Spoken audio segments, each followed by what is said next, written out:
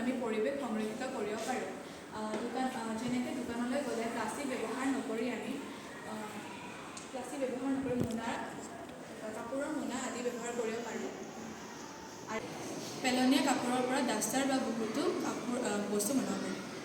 বৰ্তমান কৃষিৰ বাবে এটা ডাঙৰ সমস্যা হৈছে আৱৰ্জনাবোৰ। এই আৱৰ্জনাবোৰ হ্ৰাস কৰা উচিত, অন্যথা আমাৰ বিভিন্ন ধৰণৰ বেমাৰ হ'ব পাৰে। পুনৰাৱৰ্তন হৈছে এনে এটা প্ৰক্ৰিয়া যাৰ ফলত আমি পেলনীয়া সামগ্ৰীসমূহ ৰিচাইকেল কৰিব পাৰোঁ।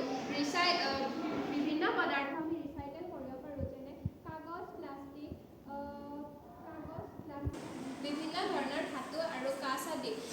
এই পদাৰ্থসমূহ আমি য'তে ত'তে পেলাই নিদি ৰিচাইকেল কৰা উচিত। ৰিচাইকেল কৰিলে আমাৰ পৰিৱেশ সংৰক্ষিত হয়, প্ৰদূষণ কম হয় আৰু শক্তি ৰাহি হয়। বাবে ৰিচাইকেল এটা অতি গুৰুত্বপূৰ্ণ প্ৰক্ৰিয়া, যাৰ ফলত আমাৰ পৰিৱেশ সেউজীয়া হৈ থাকিব আৰু যাৰ ফলত আমাৰ পৰিৱেশখন প্ৰদূষণমুক্ত হৈ থাকিব আৰু সেউজীয়া হৈ থাকিব।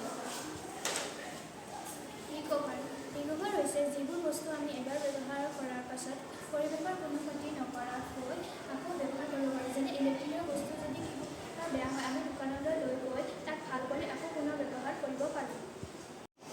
ৰ'দ মানে হৈছে কম্পষ্টিং কৰা, আৰু কম্পষ্টিং আমি কেঁচা ৱেষ্টৰ কৰিব পাৰোঁ। কেঁচা ৱেষ্ট মানে